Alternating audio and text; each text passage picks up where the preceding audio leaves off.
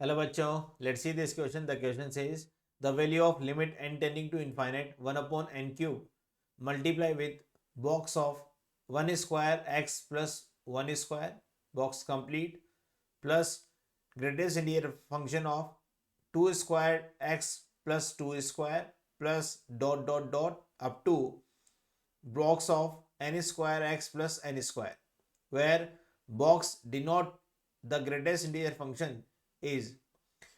देखिए बच्चों, अगर आप इस क्वेश्चन को करना चाहते हैं तो सबसे पहले गिवन इन्फॉर्मेशन को अच्छे से देख लीजिए।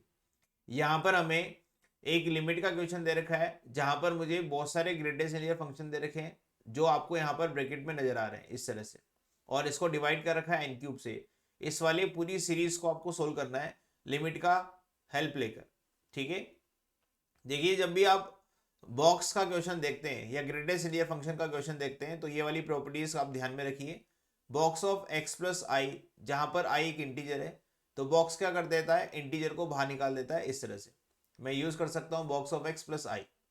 तो यहाँ पर अगर मैं देखूं 1 का स्क्वायर, 2 का स्क्वायर और n का स्क्वायर, ये सभी क्या है, ये इंटीजर को रिप्रेजेंट कर रहे हैं। तो इस वाली प्रॉपर्टी से मैं i को बाहर निकाल दूंगा, इंटीजर को बाहर निकाल दूंगा और रिमेनिंग पार्ट को दोबारा लिख दूंगा। तो limit n tending to infinite, ये क्वेश्चन बन जाएगा 1 अपॉन एन क्यूब, और सभी ग्रेटेस्ट इंटीजर फंक्शन के ऊपर ये वाली प्रॉपर्टी लगाकर मैं सभी इंटीजर को बाहर निकाल रहा हूँ। तो रिमेनिंग पार्ट को यहाँ लिख देंगे 1 स्क्वायर एक्स, एक तो फर्स्ट वाली टर्म से ये वाला बॉक्स बचेगा और 1 का स्क्वायर बाहर आ चुका है। ठीक है, सेकेंड वाली टर्म से या सेकेंड वाले बॉक्स से 2 स्क्वायर एक्स ये यहाँ रहेगा और 2 स्क्वायर बाहर आ चुका है क्योंकि ये इंटीजर है। और ऐसा ही अप टू लास्ट वाली टर्म से मैं करूंगा तो एन स्क्वायर एक्स बॉक्स के अंदर रहेगा और एन स्क्वायर बाहर आ जाएगा। ठीक है भाई, अभी यहाँ पर मैं इस लिमिट को थोड़ा सा और सिंप्लीफाई कर देता हूँ, limit n tending to infinite, और इसका सेपरेशन कर देता हूँ।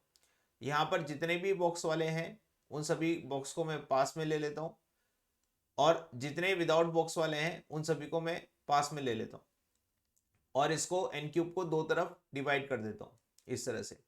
तो एक क्वेश्चन तो मेरा ये बन गया, ठीक है, और दूसरा क्वेश्चन बन गया हमारा इस तरह से, limit n tending to infinite 1 square plus 2 square और अप टू एन स्क्वायर और डिवाइड बाय एन क्यूब। ठीक, अब यहाँ पर दोनों क्वेश्चन के आंसर हम आसानी से दे सकते हैं। देखिए क्या करना पड़ेगा, हम जानते हैं कि अगर limit n tending to infinite होती है और यहाँ पर आपके पास कोई सीरीज है जैसे 1 की पावर n प्लस 2 की पावर n, ठीक है, और पावर हमारे पास सेम चल रही है, और n की पावर n ये हमारे पास पावर सेम चल रही है, और नीचे हमारे पास क्या नंबर है, अब n की जगह मैं यहाँ पर b ले लेता हूँ। चलो यहाँ पर 1 की पावर b, 2 की पावर b और लास्ट में n की पावर b, और नीचे क्या दे रखा है हमें, n की पावर एक b पावर ज्यादा, जैसे ये b है ना पावर ऊपर, तो यहाँ पर क्या हो b प्लस 1 हो।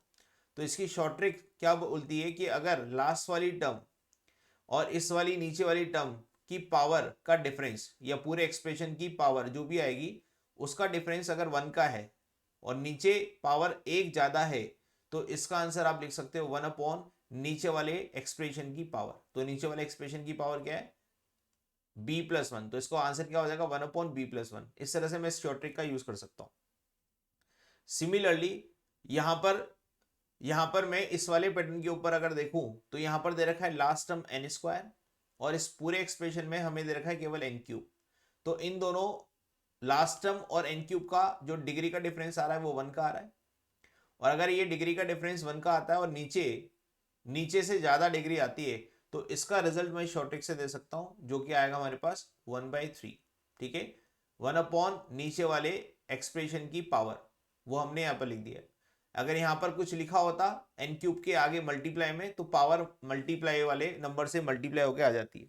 ठीक है, तो अभी हाल ही फिलहाल इसका आंसर आ जाएगा शॉर्ट ट्रिक से 1/3। रिमेनिंग वाले क्वेश्चन को हम लिख लेते हैं, limit n tending to infinite box of 1 square x plus box of 2 square x plus box of n square x और डिवाइडेड बाय एन क्यूब। ठीक है, इस तरह से यहां पर भी हम शॉर्ट ट्रिक लगाते हैं। इस वाले क्वेश्चन को करने के लिए हम x को 1 मान लेते हैं, लेट x इक्वल टू 1, ऐसा हम अज्यूम कर लेते हैं। ऐसा अज्यूम करने से क्या हो गया, limit n tending to infinite, और ये बन जाएगा हमारे पास 1 का स्क्वायर का बॉक्स, 2 का स्क्वायर का बॉक्स और अप टू n के स्क्वायर का बॉक्स। और बॉक्स में या ग्रेटेस्ट इंटीजर फंक्शन में हमने एक प्रॉपर्टी देखी होती है कि जब भी मैं किसी इंटीग्रल पार्ट का बॉक्स लेता हूं तो आंसर मेरा इंटीग्रल पार्ट सेम आ जाता है।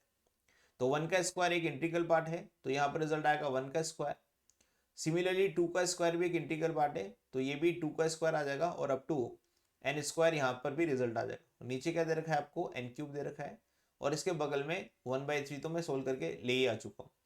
यहाँ पर ये वाला पैटर्न भी देखिए, यहाँ पर भी लास्ट टर्म एन स्क्वायर और यहाँ पर नीचे आपके पास डिनोमिनेटर में एन क्यूब बन रहा है, तो इनकी पावर का डिफरेंस भी 1 आ रहा है। पावर का डिफरेंस अगर 1 आता है तो इसका आंसर मैं लिख सकता हूँ 1/3। क्या लिख सकता हूँ, 1/3, 1 अपॉन नीचे वाले की डिग्री, तो 1/3 आ जाएगा। लेकिन 1/3 इसका आंसर आ जाएगा। लेकिन यहां पर मैंने देखिए x को 1 माना था, x को क्या माना था, 1। ठीक है, तो इस तरह के क्वेश्चन में जब हम फाइनल आंसर लिखते हैं तो 1/3 ना लिखकर क्या लिखेंगे, x/3, क्योंकि x की वैल्यू 1 रखने पर हमारा रिजल्ट आया, तो यहां पर आ जाएगा हमारे पास x/3, वेरिएबल की फॉर्म में आएगा, और प्लस 1/3 इसके बगल में मैं लिख चुका हूं यहां से। तो हमारा जो फाइनल आंसर होगा वो क्या होगा, x/3 प्लस 1/3। दोनों शॉर्ट ट्रिक हमें यहाँ पर यूज करिए। तो देखिए इस क्वेश्चन में जो की कॉन्सेप्ट हमने काम लिया है, बेसिकली हमने एक बॉक्स को तोड़ा है प्रॉपर्टी से। बॉक्स को तोड़ने के बाद हमारे पास दो क्वेश्चन बन गए, एक बार ये वाला और एक बार ये वाला। ठीक है, हमारे पास दो तरीके हैं, सब्जेक्टिव अप्रोच और एक ऑब्जेक्टिव अप्रोच, मतलब शॉर्ट ट्रिक। तो हमने यहाँ पर शॉर्ट ट्रिक लगाने की कोशिश करी है। अगर हमारे पास कुछ इस तरह का पैटर्न बनता है तो हमें लास्ट टर्म और नीचे वाले एक्सप्रेशन की डिग्री देखना होता है, और डिग्री का डिफरेंस अगर 1 होता है और नीचे वाले की डिग्री ज़्यादा होती है 1 से, तो हम आंसर लिख देते हैं 1 अपॉन नीचे वाले की डिग्री, और उसके साथ में अगर यहाँ पर कुछ मल्टीपल लिखा होता है तो मल्टीपल को भी डिग्री से मल्टीप्लाई करके लिख देते हैं। तो हाल फिलहाल इस शॉर्ट ट्रिक से हमारा आंसर आ गया 1/3। सिमिलरली इस वाले क्वेश्चन के ऊपर भी हम शॉर्ट ट्रिक लगा सकते हैं, लेकिन उसके लिए आपको वेरिएबल को 1 डालना पड़ेगा, जिससे बॉक्स के अंदर जितने भी नंबर है वो इंटीजर बन जाए, और इंटीजर का बॉक्स हम जानते हैं कि इंटीजर ही होता है। तो यहाँ पर भी x को 1 रखने पर हमारे पास इंटीग्रेशन ये इस तरह का वर्क हो गया, लिमिट हमारे पास ऐसी हो गई। यहाँ पर भी डिग्री का डिफरेंस 1 आ रहा है, इसलिए इसका आंसर 1/3 आ गया। लेकिन मैंने x को 1 रखा था, इसलिए इस तरह के पैटर्न में जब आंसर देते हैं तो हम आंसर कैसे देंगे, x/3 देंगे। ठीक है, 1/3 की जगह x/3 दे देंगे।